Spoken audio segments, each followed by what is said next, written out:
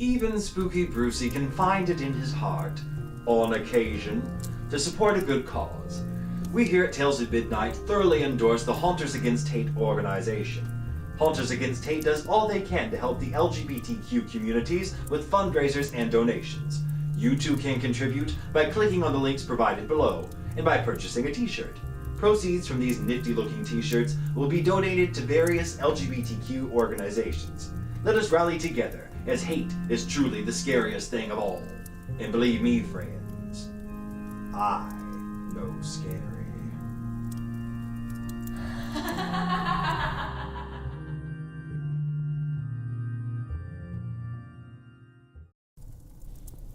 Ancient Egyptians once considered the human heart the source of wisdom and love, which is why the heart was carefully preserved by mummification upon death. But the brain, now that was removed crudely through the nasal cavity. As time went marching on, civilization realized the brain was responsible for these human faculties, supposedly separating you from the animals. Which is why we carve out the brains of dead maniacs to be preserved in formaldehyde, so that they may be studied for their peculiarities, examining them to see just where it all went wrong. Which is why we once scrambled the brain's frontal lobe with lobotomies to tame the wild nature of the lunatic relegated to the dusty asylum. But what if a mind were both brilliant and defunct? Master intellect guided by madness. To some, Jack Parsons is that fear-given life. A genius mind with a corrupted soul triumphant. Tonight, my children of rot, I will introduce you to him, as Jack and I are old friends, and he's always willing to meet new disciples. He isn't very pretty these days, you know. So to protect your nerves, darken the room, my children of rot, and we shall commence. Although Jack Parsons' theories were once mocked by the scientific community, this self-taught chemist became the pioneer of space science, the father of rocketry, and a founding member of NASA's Jet Propulsion Lab. But what were Mr. Parsons' intentions for going beyond the stars? As Parsons began his groundbreaking work with the group at the California Institute of Science, he also pursued other, more nefarious interests. Parsons was introduced to the Church of Thelema in Hollywood by a friend named John Baxter. There he witnessed their Gnostic Mass, a hedonistic ritual orgy organized to call out to profane ancient gods of corruption. The putrid Eucharist of their altar was called the Cake of Light, a concoction of honey, oil, and bodily fluids. The bodily fluid of choice being menstrual blood, as it is thought to have the most power. The Church of Thelema was founded by none other than Aleister Crowley, a powerful occultist, black magician, and leader of the Ordo Templi Orientis, or more simply put, the OTO. Parsons became obsessed with Crowley's work, and felt that quantum physics was merely two sides of the same coin, that he alone could unite, melding together two worlds of unparalleled evil. In 1942, Parsons gained ground as an esteemed scientist, founding the Aerojet Engineering Corporation, aiding in war efforts and landing contracts with the U.S. Navy. That same year, Parsons would become the leader of the Agape Lodge. The Agape Lodge was a now reinvented Church of Thelema that encouraged communal living among its LA devotees. The close quarters of the Agape Lodge promoted more sexual deviancy among the group, leading to the separation of Parsons and his then wife. After their separation, Parsons began tithing the majority of his salary to the OTO. Stories from the Agape Lodge became more troubling. Animals were being slaughtered for blood sacrifice. A pregnant woman was seen being thrown into the flames of a huge bonfire, and a 16-year-old boy claimed to have been ritualistically assaulted by the organization. This provoked an investigation not only by local police, but by the FBI. And after speaking with Parsons, both organizations claimed to have found little evidence, dismissing the stories, claiming the group held no real threat at all. So what was it Jack Parsons said to persuade them? In 1944, feeling his occult activities were disreputable, Aerojet bought Parsons out of the company. Parsons used the money received to buy the Agape Lodge in full, renaming it the Parsonage. Modest, isn't he? Parsons began recruiting new members, seeking out anarchists, atheists, and artists, going as far as placing ads in local magazines. Among the first respondents was the physicist Robert Cornog. responsible for the Manhattan Project that created the atomic bomb, which killed over 70,000 people in less than 7 minutes. There was also the founder of the ever-flourishing cult of Scientology, Mr. L. Ron Hubbard. Hubbard and Parsons' then-girlfriend began a relationship at the parsonage, encouraged by the sexual promiscuity taught and practiced by the OTO. Parsons became obsessed with finding a new partner by means of black magic, the links of which frightened even the most hardened members of the cult. Claimed poltergeist activity began to plague the parsonage. Phantom figures were seen wandering the grounds. Disembodied voices were heard calling out to Parsons, and the weather itself seemed to change violently when the rituals began.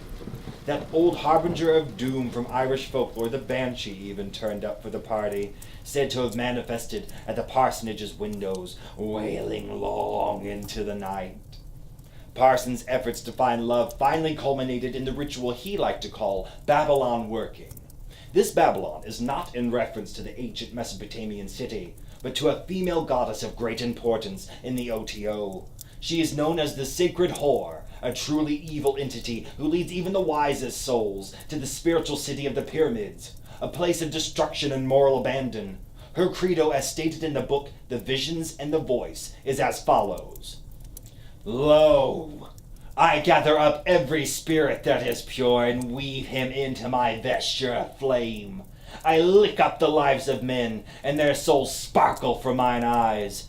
I am the mighty sorceress, the lust of the spirit, and by my dancing I gather for my mother, Nuit, the heads of all that are baptized in the waters of life. I am the lust of the spirit that eateth up the souls of man. I have prepared a feast for the adepts, and they that partake thereof shall see God. The ritual took place somewhere in the Mojave Desert. There Parsons masturbated onto sacred tablets, while L. Ron Hubbard scribed messages from the great beyond. The two were working together to summon the goddess from time and space. That same evening, Jack met the queen for his kingdom of sacrilege, his scarlet woman, Marjorie Cameron. Of course, this could only be coincidence, right? As their relationship grew, the two began having ritualistic sex in attempts to invoke a being referred to in Crowley's work as a moonchild, the Antichrist. The two were unsuccessful in birthing humanity's end, and in 1952 Parsons met his own. Like sanity, money comes and goes. Desperate for cash, Parsons took a job creating explosives for a film set. While working feverishly in his home laboratory, an explosion ripped through the second floor. Parsons' right arm was completely severed. Major bones were crushed and broken, and half his face burnt away. At a nearby hospital, Parsons died from his injuries. Upon hearing the news, his mother promptly committed suicide. Now, how's that for a mother's devotion? There was a great debate whether Parsons' death was an accident at all. In 1939, Parsons provided expert testimony during a criminal case involving a police officer, resulting in his conviction. This led some to believe Parsons' death was revenge, while others think Parsons died in a rite performed to bring physical body to an unholy spirit. Even Howard Hughes was considered a suspect in the death of Jack Parsons. Jack Parsons was only 37 at the time of his death. Had he lived a long life, what would he have been capable of? And even better, would you as a species be here now to discuss it with me? Though Jack Parsons has been omitted from your history books, his legacy lives on, with science and superstition forever entwined.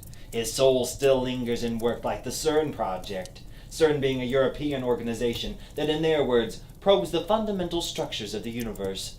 Their objective? To answer the unsolved questions of physics. Their machine? The Large Hadron Collider.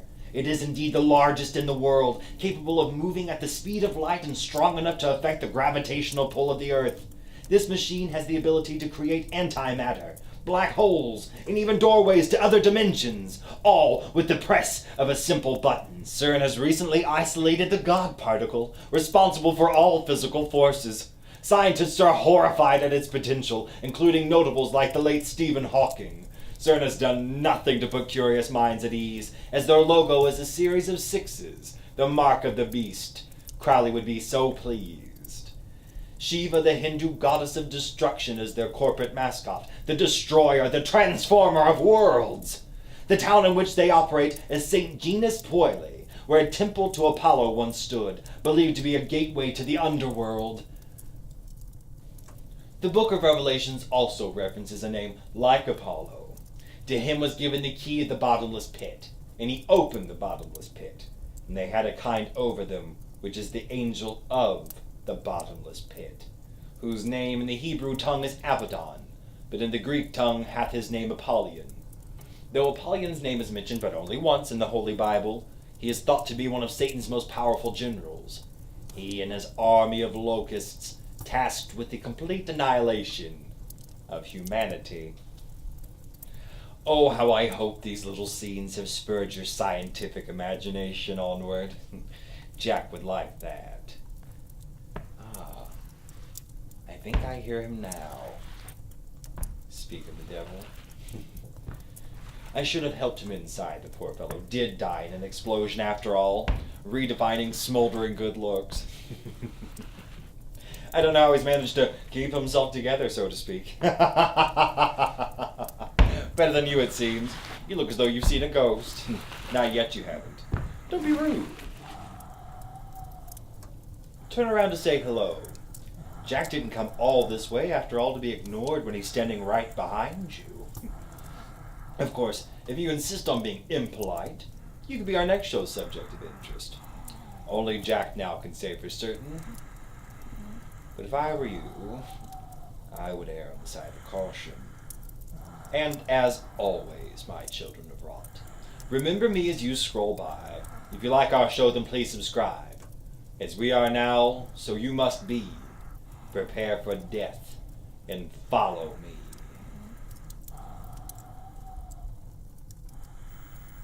Here's a little ditty by Jack Parsons. I went to the city and found it a pity the devil was playing at hell, and 10 million mortals had entered hell's portals and thought they were doing so well. Now that's a knee slapper right there. Bugsy, dear, won't you play something appropriate for our guest of honor? He's a rocket scientist, ain't he? How about fly me to the moon, huh? That sounds wonderful.